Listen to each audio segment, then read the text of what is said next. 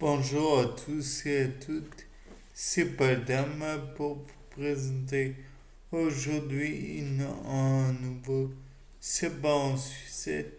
Et donc aujourd'hui on va parler de l'eczéma, lié aussi dermatite. Bon déjà on peut commencer par le nom dermatite, derme, la peau, it, si vous me connaissez.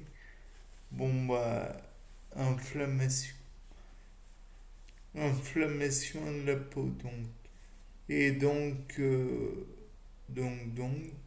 c'est une maladie allergique qui revient souvent chez une même personne, qui se caractérise par des étendues de rougeur qui grattent et par l'apparition de petits boutons qui évoluent malheureusement en croûte. Pourquoi malheureusement? Parce que c'est pas agréable.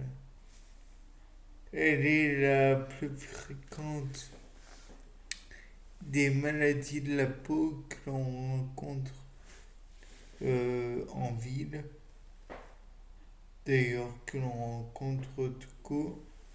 Et à peu près un tiers des consultations en dermatologie de ville, c'est de l'eczéma.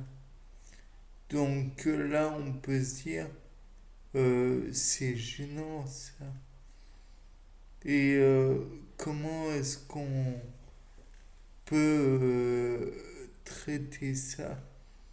Donc le traitement, c'est ça consiste sur des mesures d'évitement de substances d'allergènes tout bonnement et éventuellement de renforcer la résistance de la couche supérieure de la peau ainsi que des mesures d'évitement médicamenteux destinés à soulager les symptômes et éviter d'éventuels retours de la maladie ou de ses effets.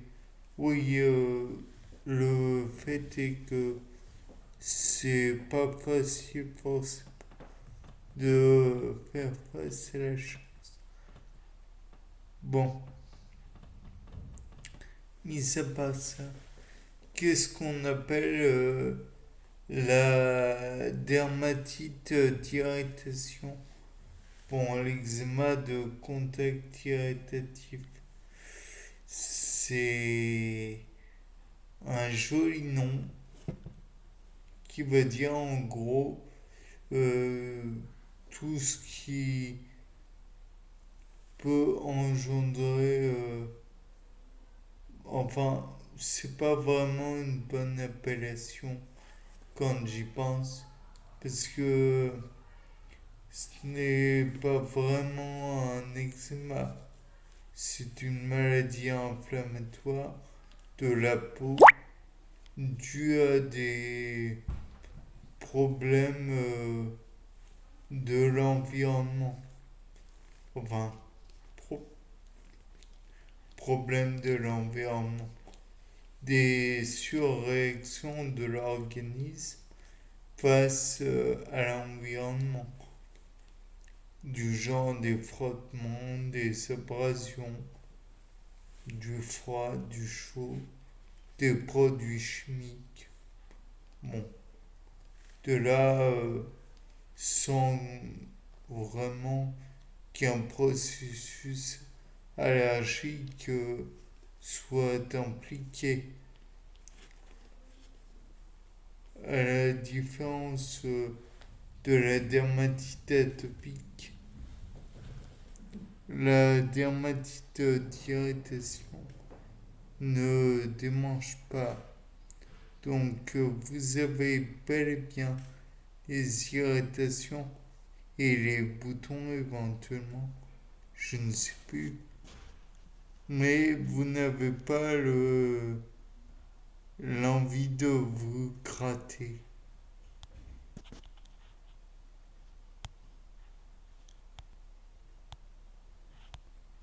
Aucune catégorie d'âge n'est,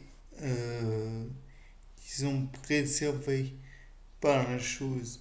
Les nourrissons qui ont encore la peau fragile sont les plus touchés, mais même les personnes âgées, vous pouvez en avoir 2-3% qui ont la dermatite atopique en question. Les nourrissons 10 à 20% globalement et près de 10% des jeunes adultes.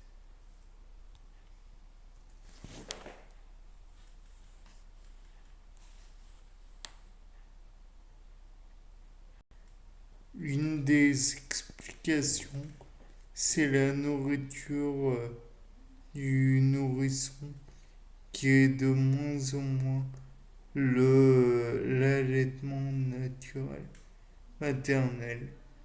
Donc moins de passage des substances pouvant éventuellement immuniser le nourrisson contre les allergies. Une autre hypothèse qui est avancée serait la trop grande hygiène qui mettrait moins l'enfant et le nourrisson face à des expositions du système immunitaire face à des antigènes, des allergènes. Vous le sentiez venir, mais je vous le dis quand même, depuis le moment où je vous ai averti que c'était une maladie inflammatoire, vous saviez que j'allais le dire. Et je le dis maintenant, ils sont de retour. Les corticoïdes. Oui, on utilise par exemple les corticoïdes sous forme de pommade. Oui, parce que les corticoïdes sont souverains pour bon nombre de problèmes inflammatoires. Pour vous rappeler encore. Néanmoins, il y a aussi le fait que la dermatite atopique est aussi un peu due à des inflammations dues au système immunitaire.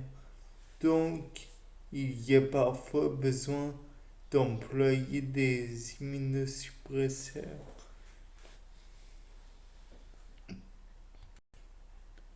Je vous avouerai que il existe bon nombre de traitements contre la dermatite atopique. Néanmoins, n'étant pas un dermatologue, je vous prie de bien vouloir croire que je ne vous les citerai pas tous. Bien, sur ce, c'était Paul Dame pour un nouveau sapin en sucette. Au revoir.